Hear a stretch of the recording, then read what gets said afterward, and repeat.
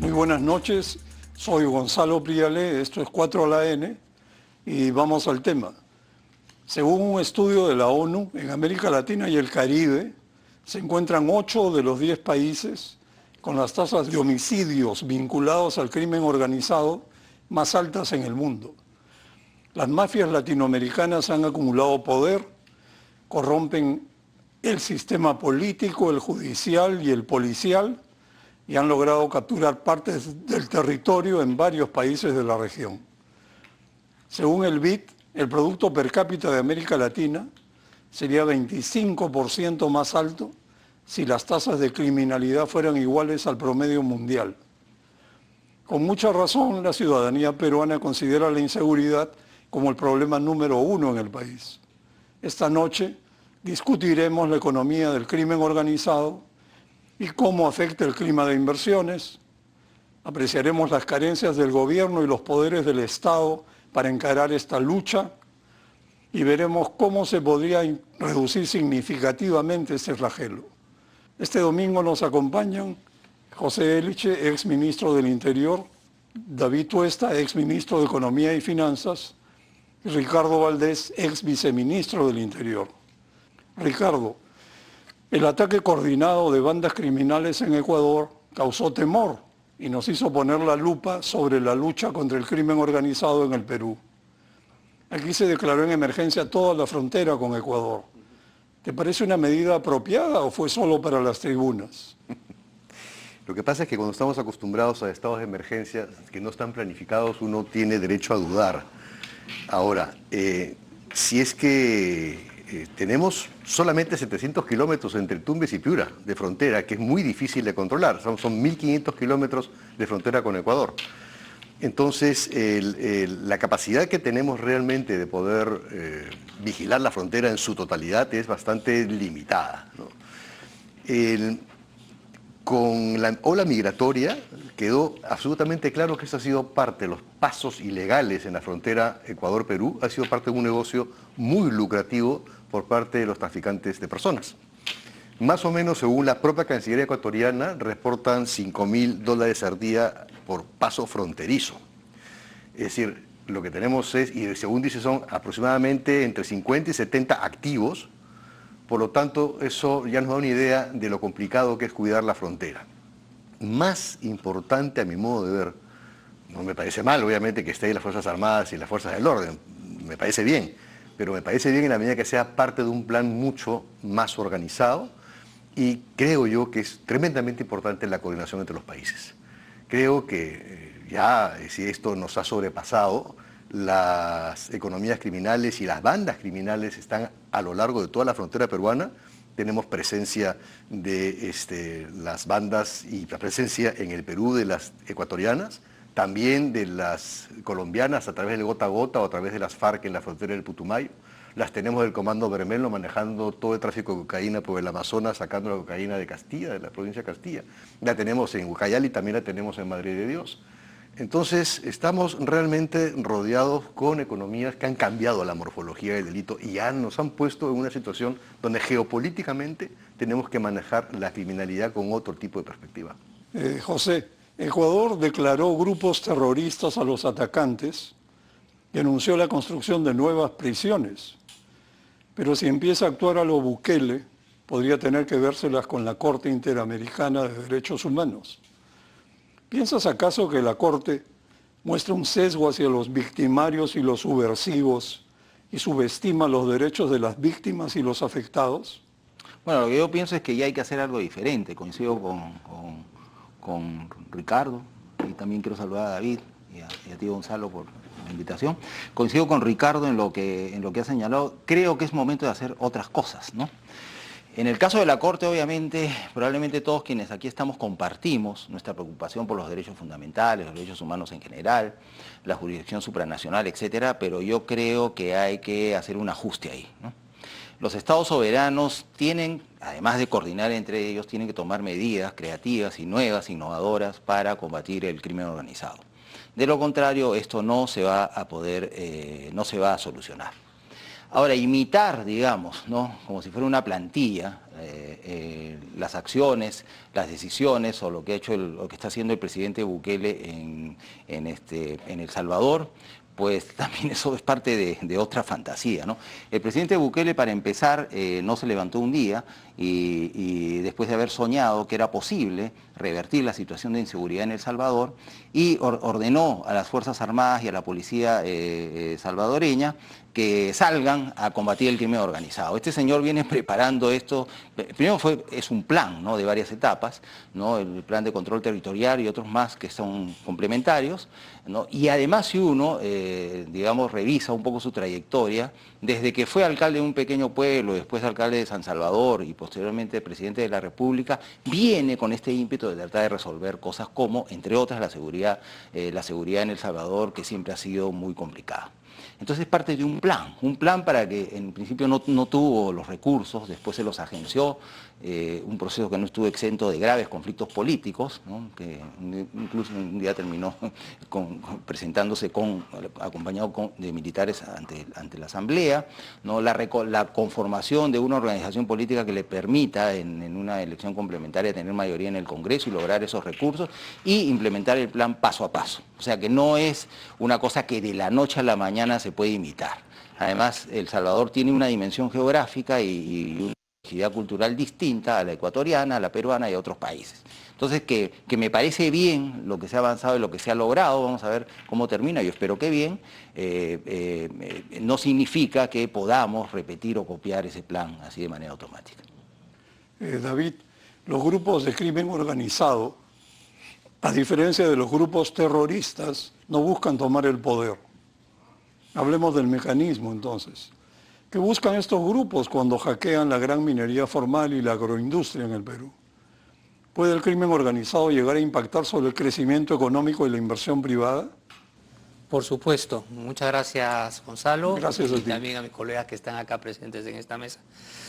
El impacto, la relación entre crimen y economía es al final un círculo, y un círculo vicioso cuando la economía va mal, ¿no? Porque en general uno encuentra una retroalimentación entre ellos y eso está bastante evidenciado, ¿no? Es decir, cuando la economía sufre problemas en su dinámica y en más empieza a caer, uno encuentra, por lo menos a partir de la evidencia en varios países, y en Perú no es la excepción, de que el crimen en toda su dimensión empieza a crecer. Crimen, digo en toda su dimensión, porque también está evidentemente todos los problemas en el ámbito de crimen, en el ámbito ciudadano, pero también la que se presenta relacionado a la economía ilegal, ¿no? Pero en general uno observa estas características. Y cuando la delincuencia o el crimen también en su amplia dimensión empieza a crecer, pues también afecta a la economía, ¿no? Y de hecho es impactante cuando uno observa la dinámica que ha tenido, por ejemplo, la tasa de homicidios en el Perú en la última década, ¿no? Uno observa un crecimiento aproximadamente al año, hace 10 años estaba alrededor de 5,8 la tasa de homicidios por cada 100.000 habitantes, hoy está, en la última data, está alrededor de 8 por cada 100.000 habitantes, ¿no? Un incremento de casi 30%, ¿no? Si uno extrapola ese dato con un estudio que acaba de hacer el Fondo Monetario Internacional para la región, en la que encuentra justamente que cuando las tasas de homicidios se incrementa a 30%, justamente el mismo indicador, la economía se reduce en 0,1 puntos porcentuales, entonces uno diría, oye, en el Perú más o menos hay un impacto de esas características, ¿no? Y otra cosa interesante que se observa también, que tiene que ver no solamente con la economía, sino probablemente, y eso habría que corroborar y estudiar más, con el surgimiento o el gobierno que significó de Perú Libre, Pedro Castillo, en el gobierno, y luego, bueno, a la continuación con Dino Boluarte, uno encuentra también que el crimen en general también se ha incrementado de aproximadamente, o sea, cuando le preguntan a las personas, es una encuesta del INEI encargado por el Ministerio de Economía, y le preguntan a las personas si se han visto afectados por algún tipo de crimen delincuencial, uno encuentra también un crecimiento del porcentaje de población afectada de 17,8 a 27,8. O sea, la economía sí, efectivamente se ha deteriorado también en ese periodo de 2 años, pero uno diría, oye, una tasa de crecimiento de 10 puntos en esta encuesta, que seguramente puede tener algún problema, también en qué cosa responde la gente cuando se le pregunta, no deja de ser llamativo. Entonces ahí tienes una dimensión de esta problemática. Luego podemos, si quieres, a la medida que vamos avanzando con el debate, pues ver otros indicadores en el ámbito económico. Pero eso nos debería llamar la atención respecto a este componente económico. Y simplemente para cerrar, y también lo podemos comentar después, que las variables o los determinantes del crecimiento del crimen tiene explicaciones multidimensionales, ¿no? El tema económico es importante, de hecho es uno de los factores importantes, pero de hecho mucho tiene que ver también, por ejemplo, la presencia histórica de economía ilegal, el caso peruano, por ejemplo, con el tema del narcotráfico. Ese es un determinante muy relevante cuando se ve en el resto de países quienes suelen tener mayor cantidad de crimen. Tiene que ver también los temas disuasivos, que tan bien está dispuesto, tanto cuantitativa como cualitativamente, tus fuerzas del orden. Cuantitativa, pues claro, cuántos efectivos tienes en las calles, pero también no importa cantidad, sino importa también temas de inteligencia, cómo se diseña la estrategia, etcétera. Hay temas demográficos también, o sea, países con poblaciones más jóvenes y pobres, por ejemplo, suelen tener también mayores niveles delincuenciales. En fin, hay una serie de variables, pero el tema económico como tal, como condición económica, crecimiento y las políticas que desarrolles detrás de ello suelen ser un factor muy importante, sobre todo en los cambios en los niveles de delincuencia en un país. Ricardo, creo que esto va a ser muy interesante para el público. ¿Cuánto mueve al año el crimen organizado en el país en sus distintas modalidades, digamos? Minería ilegal, trata de personas, narcotráfico. ¿Cómo es este ranking?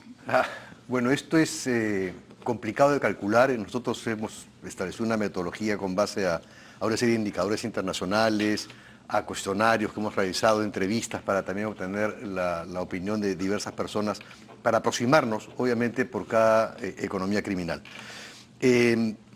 Originalmente, el conjunto de las economías criminales que estaban configuradas por minería ilegal, trata de personas, tala, tráfico de fauna, contrabando, extorsión, tráfico de terrenos, pesca, piratería, movilizaba en la última medición que hicimos a fines del 2022 más de 7.000 millones de dólares. Sin embargo, hemos hecho un ejercicio para actualizarlo a diciembre del 2023. Estamos por publicar la nueva actualización, que es la que tengo acá, y ha dado un salto a la minería ilegal porque se ha expandido de una manera alucinante en la minería. O sea, con más de $2.000 la onza, esto ha hecho que realmente se propague por diversas zonas del Perú. Entonces, un monto que andaba en torno a los 2.000 millones se ha duplicado en torno a los 4.000. Actualmente, lo que mueven las economías criminales que mencioné son del orden de 9.805 millones de dólares por año. Eso son aproximadamente unos 36.500 millones de dólares. Nuestro PBI aquí... 8.000 millones, no son 8.000 millones de soles, ¿no? Más o menos el PBI. Estamos hablando de 2.000 y pico millones de dólares, más o menos, de PBI, de un punto del Producto Bruto Interno. O sea, si, claro, estamos hablando de prácticamente 1,5 solamente de lo que es criminal. Con los 9.805 millones de dólares. Sí.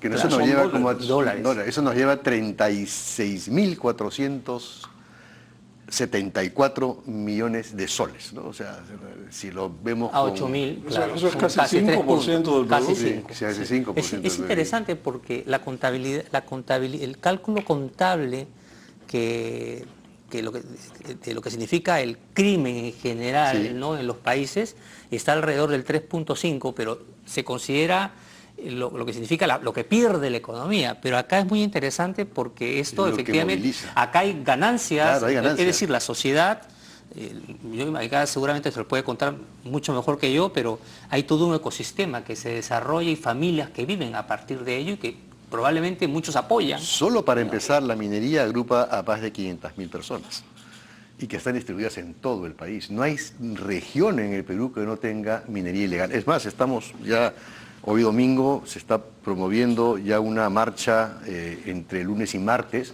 justamente para ver el tema del REINFO. El REINFO es esta posibilidad que tiene el minero de poder esgrimirla, como antiguamente existía con los servicios de coca, que tenía su registro de NACO. Ahora el REINFO permite justamente, no, yo estoy registrado, voy a seguir explotando cierto territorio. Entonces, ahí tenemos 4.000 millones, pero luego, en segundo lugar, muy cerca del narcotráfico está la trata de personas, que es un estimado que implica tanto explotación sexual, que ha tenido un incremento en los últimos 5 años importante, ha cambiado la matriz del delito. Ahora tenemos mucha criminalidad internacional también comprometida con la trata de personas y el control de territorios, y de ahí nomás le sigue muy de cerca por el incremento de zonas de cultivo de hoja de coca, narcotráfico. Narcotráfico, uno diría, bueno, es lo que más moviliza, pero es que no tomamos el valor del kilo de coca en el exterior. Tomamos lo que queda en el Perú, que es aproximadamente el 1% del precio en Japón o Sudáfrica, o donde queramos centrarnos, ¿no? Y de ahí ya le sigue la tala ilegal, con cerca de 880 millones de dólares de utilidad. Y estos son estimados que se han hecho sobre la base de otros estudios en la región amazónica, los hemos tomado. La extorsión, estos son cifras nuevas, porque hemos modificado las cifras del año 2022 diciembre a 2023 diciembre, hemos pasado de 7.000 a 9.800 millones de dólares de movimiento. Y la extorsión es lo que ha dado un salto, justamente como estábamos conversando, después quizás nos lo puedas comentar, que es otro de los efectos, o mejor dicho, que está generando un impacto muy serio en las pymes, ¿no? En las pequeñas y medianas empresas o en los negocios informales. El tema de la extorsión también ha crecido muchísimo. Y ahí le sigue el contrabando, con 594 millones de dólares, y ya con menores, tráfico de terrenos, piratería y tráfico de flora y fauna, ¿no? Esa es la estructura actual que tenemos del movimiento económico de economías criminales. Para terminar, un dato importante. ¿Cuánto es el presupuesto de Interior? Ahora 13.000 millones debe ser. ¿Cuánto es el presupuesto de Defensa, de Poder Judicial, de Ministerio Público? Está en el orden de los 26.000 millones y aquí tenemos 36.000 millones, simplemente. Entonces, supera largamente lo que mueve la economía legal del presupuesto asignado por año para los sectores críticos en la persecución de los delitos. Bueno, impresionante la cifra, ¿no? Cerca de 5% del Producto Bruto Interno es movido por organizaciones criminales, lo que nos deja apreciar fácilmente el poder que tienen. José, los grupos de crimen organizado se aprovechan de gobiernos débiles e inestables, los desestabilizan, financian campañas de grupos políticos y desarrollan alianzas con grupos terroristas. ¿Crees que este modus operandi ha calado aquí? Sí, por supuesto. Por supuesto. Sumado, los problemas políticos que tenemos en su base, que es problemas de las organizaciones políticas, la falta de programas, ideas, la improvisación, los partidos negocio, etcétera, ¿no? Y todas estas cosas tienen que ver aparentemente ya, no sé si decir aparentemente, yo no tengo las pruebas a la mano, pero por todos los datos que tenemos debemos suponer que ya la política peruana fue tomada por el crimen organizado, ¿no? Por las organizaciones criminales. La influencia de estas organizaciones, de esas actividades sobre la política, especialmente en espacios como el Congreso, creo que es evidente, ¿no? Una serie de actos cosas que se hacen y cosas que se dejan de hacer, ¿no? De alguna manera nos hacen suponer, y es casi una evidencia, reitero que no tengo acá yo los datos que lo pruebe, ¿no? Pero fácilmente podemos concluir que ya nuestra política está penetrada por este tipo de actividades criminales, ¿no? Además la OCDE, pues no sé, seguramente David lo conoce y Ricardo quizás, publicó ya varias publicaciones, pero una especial que habla de una economía de la seguridad, ¿no? Esta economía de la seguridad que tiene que ver con el esfuerzo adicional que tienen que hacer los estados, las empresas y las personas para protegerse, ¿no? Es decir, para conservar o para tratar de recuperar un estándar mínimo de seguridad para vivir con tranquilidad, ¿no? Protegiendo su integridad, su vida y su patrimonio. Entonces, los estados, en el caso de los cuerpos policiales, pues que hay que invertir en reformas de los cuerpos policiales, equipamiento, formación, etcétera. Hay una serie de otros instrumentos que eviten, ¿no?, que, digamos, se confundan en términos de corrupción con el propio crimen que deben combatir. En el caso de las empresas igual, ¿no? Contratar una serie de servicios de seguridad para proteger su patrimonio, sus actividades, etcétera, y las personas, ¿no? Que igual contratan empresas de seguridad que cuiden sus casas, que digamos toman precauciones para evitar daños a su integridad física y a su vida, y todo eso tiene un costo, es la economía del crimen, la economía de la seguridad en el mundo, ¿no? Y en países de América Latina de manera muy especial por estos procesos, ¿no?, y este crecimiento alarmante de este tipo de actividades criminales que realmente nos están llevando a una situación que ya llegó a la política, ¿no?, que ya generó en la sociedad zozobra y miedo sobre, digamos, su presente y también sobre las expectativas de futuro. Muy bien, bueno, veamos ahora cómo afecta a los pequeños negocios el problema de la seguridad ciudadana. El Consejo Privado de Competitividad que preside David desarrolló una encuesta a los bodegueros del país. ¿Qué hallaron, David? Sí, una cosa muy interesante porque de alguna manera nos da una perspectiva del problema de fondo, ¿no? Que detrás de todo esto hay, y acá mis colegas de repente será punto del debate, que hay un problema de institucionalidad, ¿no? Digamos, el Estado en principio no está presente, y si está presente está de repente no de la mejor manera, Dormido. ¿no? Probablemente, no se la palabra dormido para decirlo, pero hay un serio problema, ha dejado todo ese espacio, ¿no? De hecho, todo el tema que se ha mencionado, la economía ilegal, vamos a decirlo así, está tomado por otras instituciones, ya, claramente, y que explica este debate anterior que hemos tenido respecto a cómo estas fuerzas importantes, de gran tamaño, ya empiezan a tener una interrelación con representantes políticos, ¿no? Entonces, hay una dinámica que también valdría la pena de repente discutir un poco más.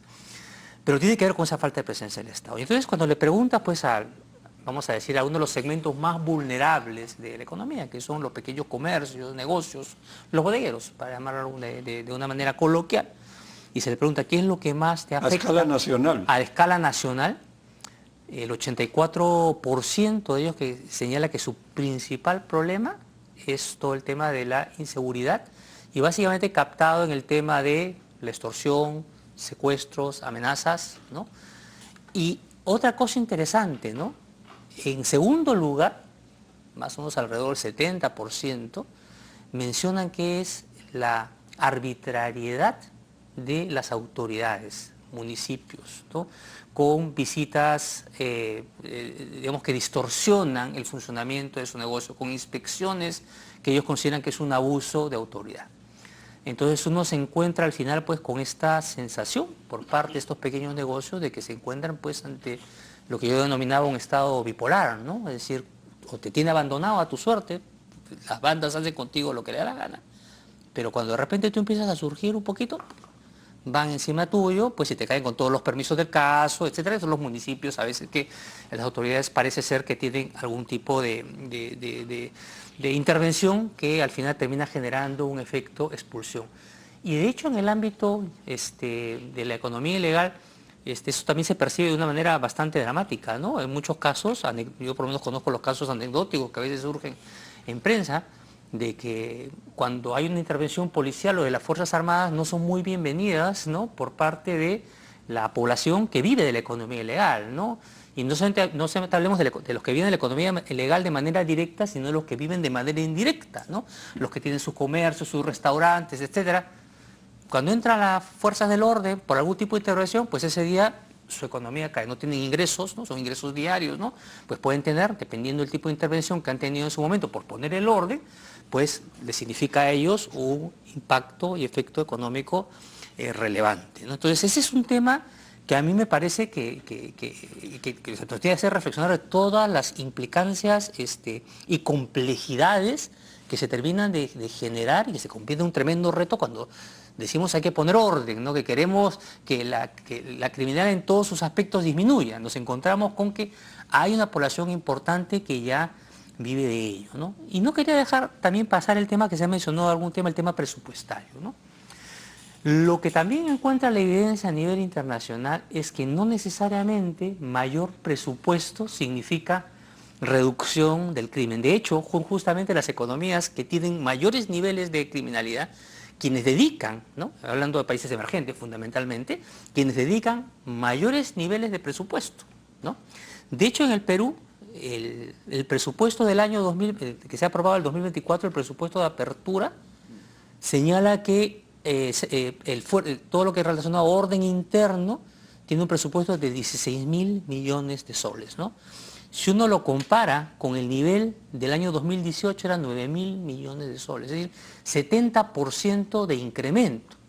Pero eso, digamos, no se tiene un correlato con alguna disminución del crimen. No es más, cuando uno empieza a ver los datos a nivel desagregado por regiones, la cosa salta a la vista que no ha mejorado nada, ¿no? Madre de Dios, por ejemplo, son Madre de Dios, Tumbes y Callao son las tres ámbitos geográficos que tienen el mayor crecimiento de tasa de homicidio y no ha dejado de crecer, a pesar que han recibido cada vez mayor presupuesto por habitante, ¿no? Entonces, un tema que nos hace reflexionar también respecto a que el presupuesto es importante, pero ¿en qué dedicas ese presupuesto? De eso podemos hablar también después, ¿no? Pero se repite la figura, ¿no? Porque en los últimos 5 años se han dedicado como 25.000 millones a la brecha de agua y saneamiento y la cobertura ha crecido en agua solo 1%. Y esto es menos de 1. José, ¿declarar la seguridad ciudadana en estado de emergencia es una solución? Temporal. ¿Y cuánto hay de planeamiento y cuánto de improvisación? Es temporal y ayuda, ¿no?, a ejercer un control eficiente, a veces circunstancial y temporal, sobre eventos, digamos, que de alguna manera ponen en peligro la seguridad o producen la sensación de que las cosas se están yendo de las manos, pero no soluciona el problema de fondo. Nosotros lo que necesitamos en realidad es ya mismo, ¿no? No solo, como dice David, y yo creo que tiene razón, no basta o no es suficiente incrementar presupuestos.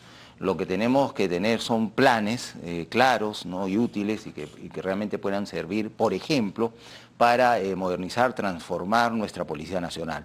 Al lado, digamos, de otras políticas que también hay que ver de qué manera se plantean y cómo se ejecutan, que tienen que ver con la administración de justicia, la función del Ministerio Público, ¿no?, el combate directo y no sé si decir definitivo, pero radical a la corrupción, que es la fuente de todos nuestros males en realidad, ¿no? Porque a partir del crimen organizado y antes del crimen organizado, en los niveles que estamos sufriendo ahora, ya este problema ya existía y es endémico en el país, ¿no? Y es la fuente de todos los problemas.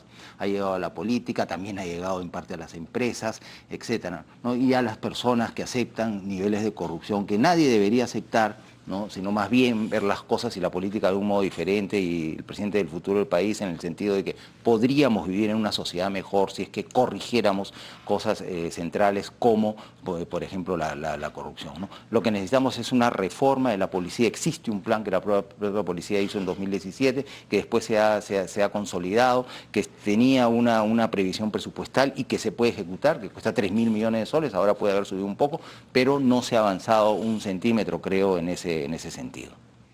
Ricardo, sobre la lucha contra el narcotráfico, ¿tú consideras que el BRAEM es una suerte de zona liberada fuera del ámbito del gobierno nacional?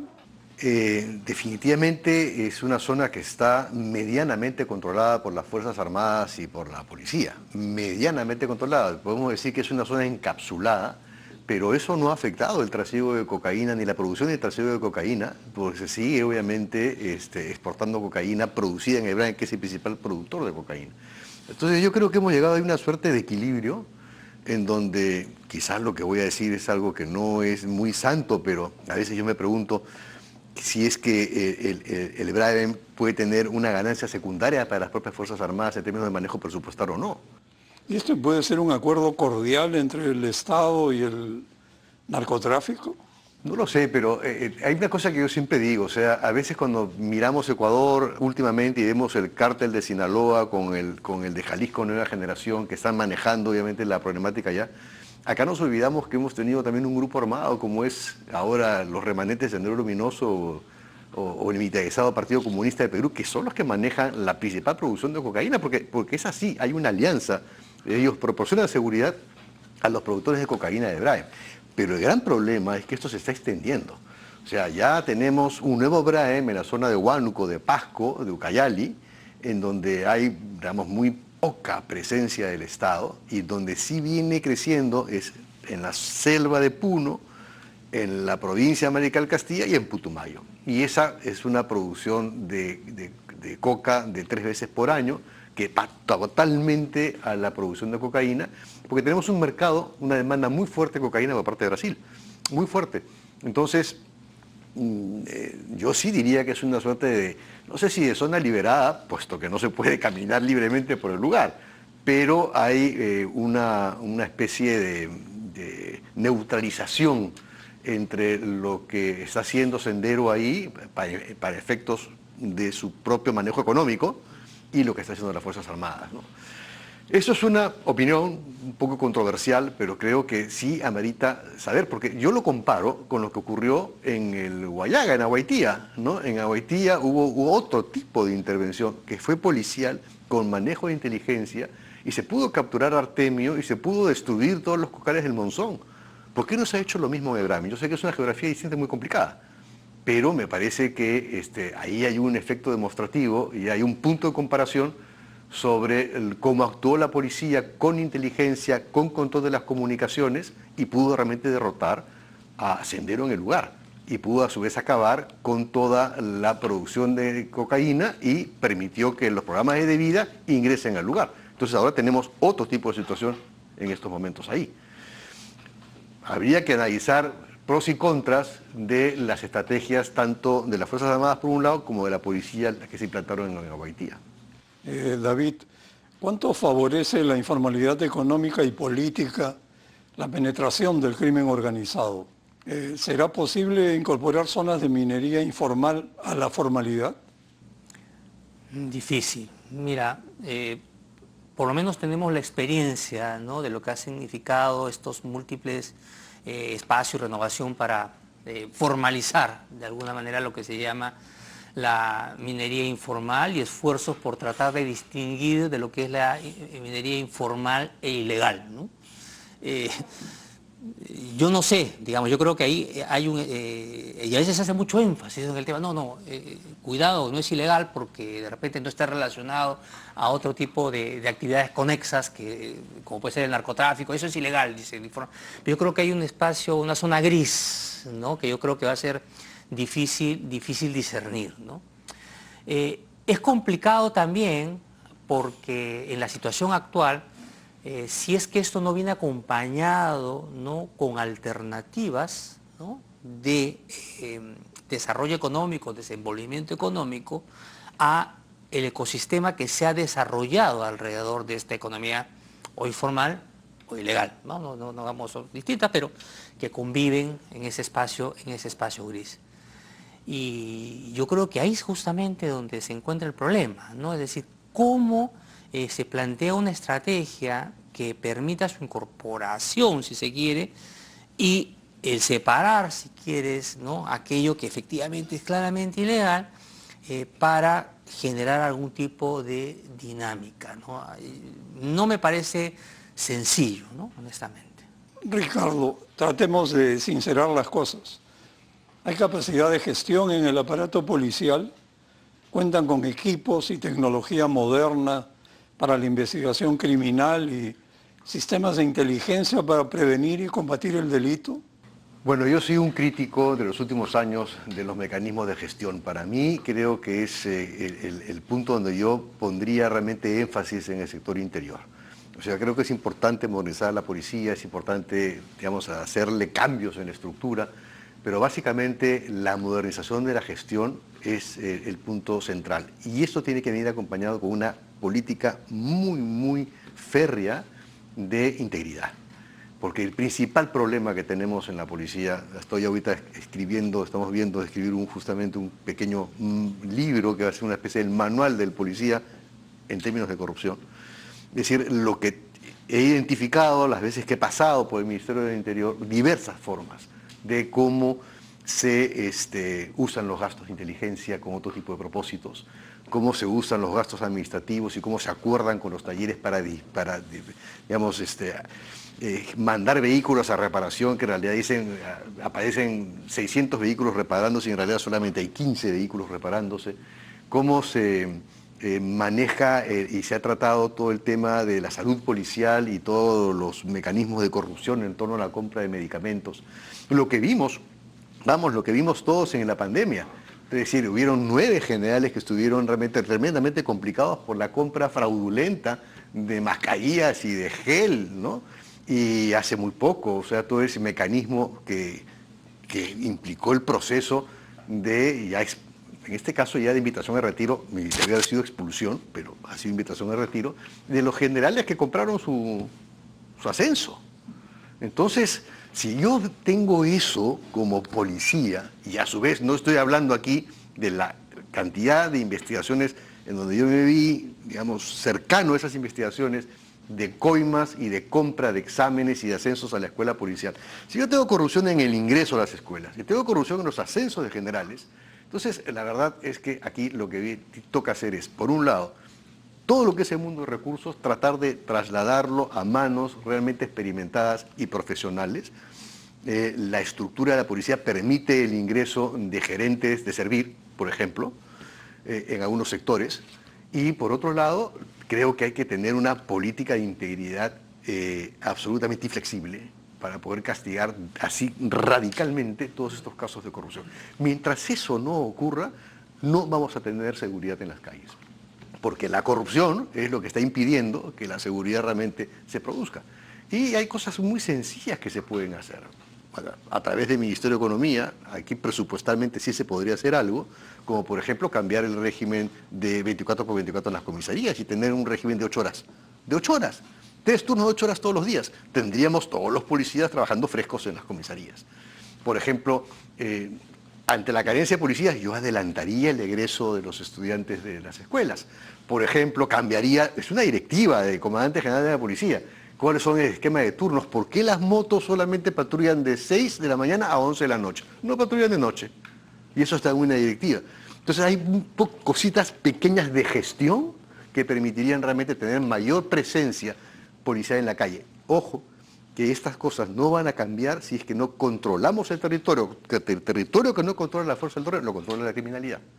Y si no hacemos e invertimos en investigación criminal para poner el foco y reunir pruebas para juzgarlos, por lo tanto, tampoco vamos a tener la posibilidad de llevarlos a la cárcel con el sustento necesario para procesarlos. Entonces, en esos dos aspectos veo muy, pero muy escasa inversión. Tan es así que los sistemas de balística y de identificación de huellas dactilares han estado sin funcionar.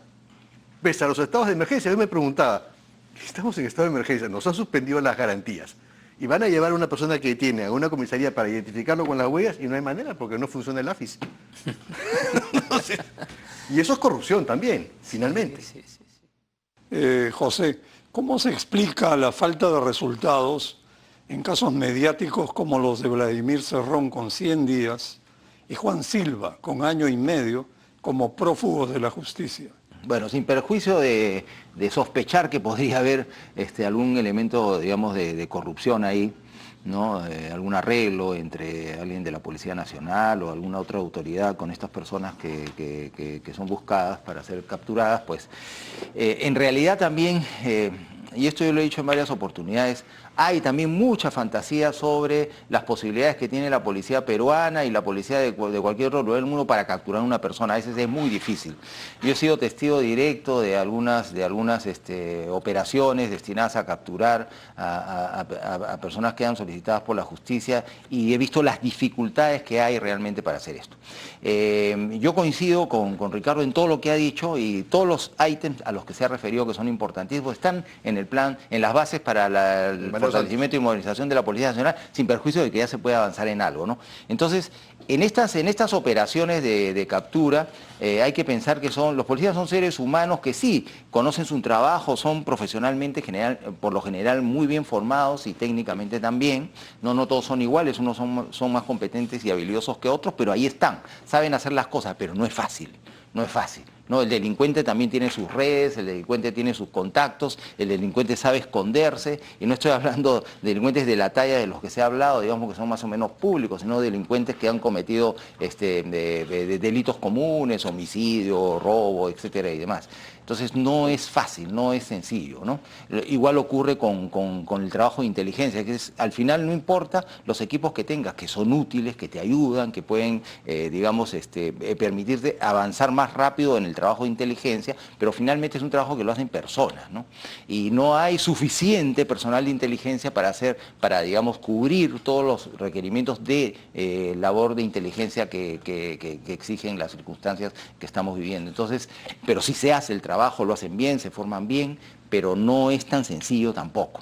Lo que pasa es que las autoridades a cargo del Ministerio del Interior, sea el ministro, los viceministros y demás, no pueden estar diciéndole a los delincuentes cuáles son las debilidades de la Policía Nacional, eso es darle armas al enemigo, ¿no? Pero el trabajo se hace, ¿no?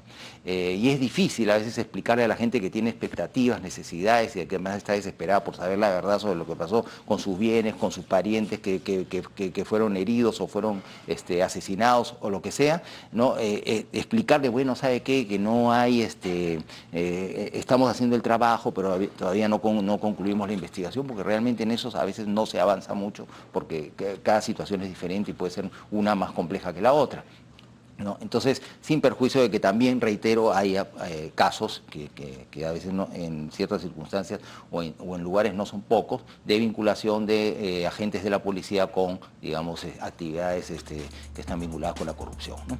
Bueno, regresamos después de una pausa. De regreso, David, resulta interesante conocer la opinión de un exministro de Economía en tanto ciudadano. David, está en discusión que la investigación de casos delictuosos vuelva a manos de la policía, en vista que en casos notorios de flagrancia, los fiscales dejan ir libres a los delincuentes por falta de pruebas. ¿Qué piensas al respecto? Sí, yo creo que ahí se requiere justamente una mayor integración o una mayor conversación, digamos, entre todas las instituciones que de alguna manera están a cargo, ¿no? O que tienen la responsabilidad de que el crimen pague, ¿no? Yo creo que es importante. Conversamos hace un momento en off, tenemos la importancia de no solamente el tema de la labor policial, sino todo lo que significa el aparato judicial, Ministerio Público, ¿no? Y justamente que da como consecuencia a veces que muchas de estas circunstancias, digamos, donde debiera impartirse justicia, al final se genera, digamos, situaciones incomprensibles, ¿no? Y como ciudadano, pues reclama y señala, pues, qué cosa está sucediendo respecto a lo que significa el combate al crimen. Entonces, acá yo creo que lo que hay que ir es un problema más de fondo, ¿no? Que tiene que ver con cómo recomponemos esta institucionalidad, estos problemas de institucionalidad que existen a nivel de todo el Estado, pero en este caso concentrándonos en estas instituciones que son clave para la seguridad. Entonces, los temas de gobernanza, ¿no? Todo aquello que tiene que ver de cómo hacemos que estas instituciones, hablamos de fuerzas policiales, Poder Judicial, Ministerio Público, pues cuenten con un proceso transparente, vamos a decir, en todas sus etapas, ¿no? ¿Cómo aseguramos ese proceso? ¿De acuerdo? ¿Cómo aseguramos la rendición de cuentas, ¿no? Que es al final uno de los problemas centrales y que está relacionado al final con todos los problemas de integridad. ¿Cómo aseguramos luego que haya buen capital humano para la toma de decisiones, ¿no? Eso, bueno, recorre transversalmente todo el sector público y por cierto, por ejemplo, en el ámbito policial también. ¿Cómo solucionamos también el problema del número de, por ejemplo, en el ámbito policial, el tema de los efectivos policiales, ¿no? Es un componente, no es el único, pero es un componente importante también de la lucha, el tema disuasivo de los problemas de criminalidad. Según he visto las estadísticas, acá mis colegas me pueden corregir, prácticamente en los últimos 5 años no se ha incrementado muy poco el tema de efectivos policiales, ¿no? Estamos hablando de alrededor de 130.000 efectivos policiales, si es que las estadísticas que he revisado no me engañan. Estamos hablando de efectivos que en promedio ganan alrededor de $500 mensuales, y comparativamente hablando con otros países, por ejemplo como el caso de Ecuador, ganan alrededor de $1.000, en Argentina ganan alrededor de $1.000. No digo que necesariamente el problema tenga que ver con sueldos, pero sí yo creo que es un elemento que al final termina contribuyendo a esta situación, este círculo vicioso de lo que significa combatir el crimen. Y de hecho, parte de estas, no sé si evidencias o anécdotas que nos señalan que algo raro pasa, entiendo que algunos efectivos en las zonas del BRA, en zonas calientes, vamos a ver, se les da una compensación adicional. Y mucha gente va no solamente por la compensación adicional, sino si la corrupción existe y si el incentivo existe, van porque ahí pueden obtener también recursos o beneficios de otra manera de las conexiones que tienen con la economía ilegal. Entonces, todos esos temas, ¿no? Y también los que mencionaba Ricardo, que creo que es muy importante, que va al lado del tema de la gobernanza, que es el tema de integridad. Al final se tiene que buscar eliminar todos aquellos espacios que generen incentivos al final para que los diferentes elementos, sean policiales, Poder Judicial, Ministerio Público, se vean incentivados a aliarse, vamos a decir, con este tipo de economías, ¿no? Bueno, José, el estado del parque de patrulleros es calamitoso. ¿Por qué no somos capaces de comprar patrulleros o motos bien y luego mantenerlos? Y Sí. una pregunta detallista. Si se metieran 5.000 patrulleros a circular y miles de policías más a cuidar el orden, ¿algo cambiaría? ¿Mejoraría? Sí, creo que sí. Bueno, por ejemplo, antes de responder la pregunta, la policía tiene un sistema de seguimiento de los patrulleros que es muy interesante, ¿no? Sí, Que permite realmente que se sepa dónde están y qué están haciendo, ¿no? Pero, por ejemplo, ahí uno encuentra cosas como sospechas de que han apagado el radio para que no los ubiquen, ¿no? Ya, pero tiene un sistema que probablemente los ciudadanos, las personas no imaginan que existe en la Policía Nacional, que es muy bueno. Además necesitamos, bueno, esto lo promovimos durante mi gestión, pero no es solamente iniciativa mía, entiendo que se venía pensando desde hace mucho tiempo, ¿no? Necesitamos, digamos, tener un gran centro de operaciones policiales, ¿no? El C4, que es un ambiente que está ahí en la parte de atrás del Banco de la Nación y que quisimos tomarlo pues es demasiado grande, pero necesitamos algo así como un C4 le llaman por la ubicación que queda ahí en San Borja, pero instalar un gran centro de operaciones donde las diferentes áreas especializadas de la Policía Nacional puedan participar e interactuar directamente en las grandes operaciones policiales, no tener un control. Es un poco lo del el 105 que está en la Avenida España, en la región policial Lima, con el C4 que se encuentra en San Borja, integrar todo eso, incluso con oficinas de inteligencia. Sí se puede hacer, había todo un proyecto, hay capacidad, digamos, incluso de desarrollo informático en el Ministerio del Interior y en la propia Policía Nacional, entonces se puede hacer cosas. En cuanto a los patrulleros, sí pues tienen este problema pues de alquiler, del mantenimiento al que se refirió Ricardo.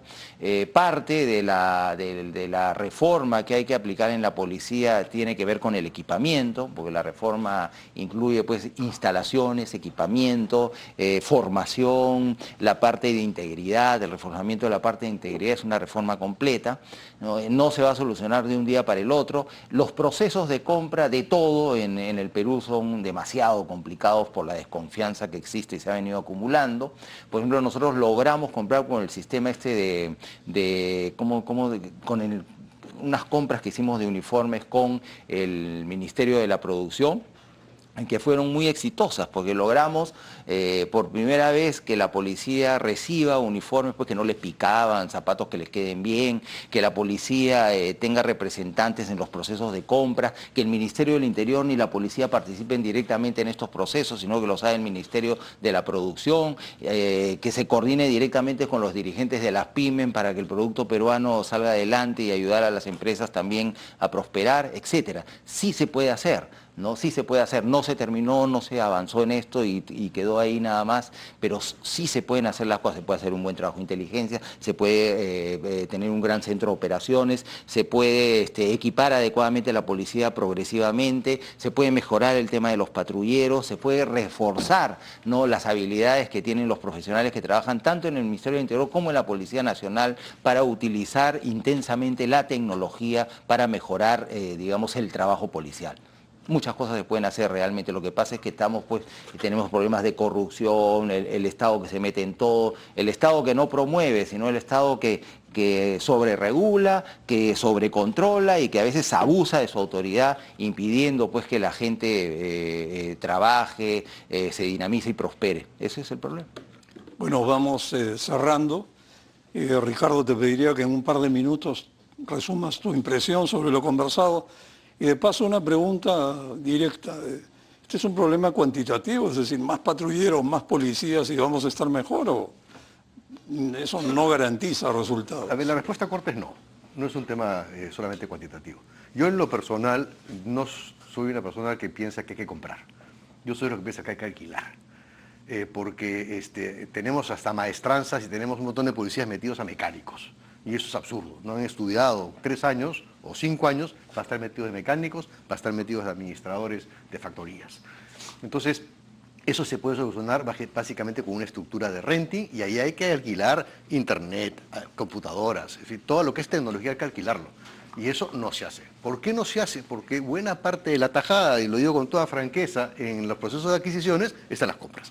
Y ahí es donde viene, a mí me ha tocado negociar con una empresa, no voy a decir cuál es el nombre, como consecuencia de que nos encontramos con un proceso que había venido con sus complicaciones. Entonces, teníamos que aclarar las cosas antes de continuar con eso. Entonces, no es un problema solamente cuantitativo, es un problema de calidad, regreso al punto de gestión. Pero para poder solucionar el tema de la seguridad, tenemos que manejar no solamente el control del territorio, con la correcta disposición, usando más inteligencia, más tecnología, porque la tecnología puede hacernos ver rápidamente a través de control de imágenes y una serie de otros elementos, podríamos reducir la necesidad de policías manejando realmente un sistema de almacenamiento de información para obtener resultados. Pero lo que yo sí quisiera para terminar es que no nos olvidemos de que existe un dueño del territorio y un gestor político de ese territorio que es el alcalde. No lo hemos mencionado en esta hora de discusión. Creo que los alcaldes llegaron con una idea equivocada de lo que era su rol como gestores de la seguridad. A ellos les correspondía reunir sus consejos de seguridad ciudadana, les correspondía establecer indicadores de cumplimiento, coordinar con la fuerza pública y con los diversos actores de las juntas vecinales, etcétera, establecer las pautas, el plan de trabajo y sobre esa base empezar a hacer el cumplimiento junto con la información que manejan de sus fiscalizadores y sus serenos. Entonces, ese actor lo hemos descuidado por completo, creo que están muy equivocados en su rol. Yo he revisado las actas del Consejo de Seguridad Ciudadana de Lima Metropolitana. Bueno, los invito a que lo hagan, dan vergüenza.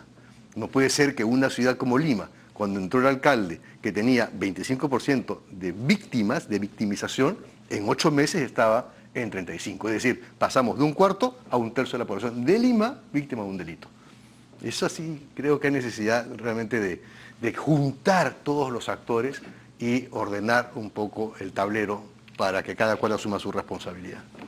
David, también brevemente podrías darnos un balance de lo que hemos tratado, tu balance. Sí, a ver, el problema es multidimensional, como habíamos comentado, no hay una bala de plata, se requiere una aproximación amplia donde no hay que descuidar, digamos, lo que significa el impacto de la gestión económica, ¿no? Eso está bastante evidenciado, ¿no? Una economía que pierde dinamismo, que dejaba que hace 10 años estaba creciendo en torno al 4,5, 5% y que ahora está en niveles negativos y que ha venido siguiendo un tobogán hacia abajo, pues claramente reduces, ¿no?, incentivas el crimen y reduce la posibilidad de gestionar esta problemática, ¿no? Además, hay que tener en cuenta también, ya si queremos entrar al plano de las soluciones, yo no soy un experto específicamente en lo que significa solución del crimen, pero sí invitaría a revisar, digamos, la evidencia que existe de casos, no sé llamarlo exitosos, ¿no?, pero casos que nos pueden dar referencia de qué cosa ha funcionado o no en América Latina. Hay una plataforma muy interesante que ha desarrollado el Banco Interamericano de Desarrollo, donde presenta diferentes alternativas, diferentes proyectos que han desarrollado los ministerios de interiores, policías, ¿no?, el equivalente, ministerios de interiores, policías, ¿no?, el equivalente al Perú en diferentes partes de Latinoamérica, Y una evidencia muy importante es que los temas de inteligencia, el uso de la tecnología, son los que mejores resultados han traído, sin duda, ¿no? Hay otros aspectos, ¿no?, relacionados, pues seguramente al tema de calles mejor iluminadas, ¿no?, temas de patrullaje, ¿no?, de políticas de zonas calientes, etcétera. Pero el uso de tecnología es sumamente importante, y lo cual va al hecho de que no solamente es importante el dinero que gasta, sino el dinero bien gastado, ¿no? Y en el tema tecnológico y digital yo creo que es la clave. Bueno, José, en un minuto, por favor, porque tenemos que ir cerrando. Sí, sin perjuicio de reiterar que la corrupción para mí es un problema central del que a veces nos olvidamos, que no es causante, pero sí concurre, digamos, y a veces es causante de los problemas de inseguridad. Yo creo que, yo siempre he dicho, antes incluso de ser ministro del Interior, que son 3 componentes o 3 elementos o actores básicos que deben participar, digamos, en las actividades para revertir esta situación de inseguridad ciudadana que tenemos, ¿no? Primero está el Gobierno Nacional con una política, digamos, de reforma, que tiene que ver con Policía Nacional, Ministerio Público, Poder Judicial, etcétera, ¿no? O sea, un reforzamiento y una transformación de la institucionalidad en beneficio de la población. Y 2, a nivel subnacional, las autoridades locales, la Policía Nacional y la ciudadanía organizada. Y yo, a raíz de esta reunión y sobre todo por la información que nos ha traído David sobre esta encuesta, ¿no?, sobre la opinión de las empresas en temas de seguridad, también la participación de las empresas, incluso no dentro de la ciudadanía organizada, sino como empresas, ¿no? Yo creo que, y esto se podría desarrollar a través de estrategias como Barrio Seguro y otras, ¿no?, que se podrían crear para que con la ciudadanía y en este caso con las empresas enfrentar juntos el problema de la inseguridad ciudadana y revertir, digamos, esta situación de invasión ya de la política y de las esferas de las grandes autoridades del crimen, por el crimen organizado, que ya sabemos, creemos que ha llegado, digamos, a estos espacios y los ha infectado. Antes de finalizar, quiero agradecerles a Ricardo, David y José. Ha sido muy interesante conversar con ustedes este tema, y yo me permitiría cerrar diciendo, a mi criterio, lo que me salta es el uso de la fuerza pública parece ser un dilema, y de eso se aprovechan grupos subversivos especializados en tomar carreteras y paralizar regiones. Si el soborno de autoridades tiene aceptación social e impunidad, y el mal ejemplo cunde, la posibilidad de éxito de cualquier política de seguridad es ínfima. Y por último, esta situación genera una percepción de incapacidad gubernamental y debilidad del Estado de Derecho que provoca desconfianza, daña al país y lo vuelve vulnerable. Muchísimas gracias a ustedes, ha sido muy interesante conversar esta noche. Buenas noches.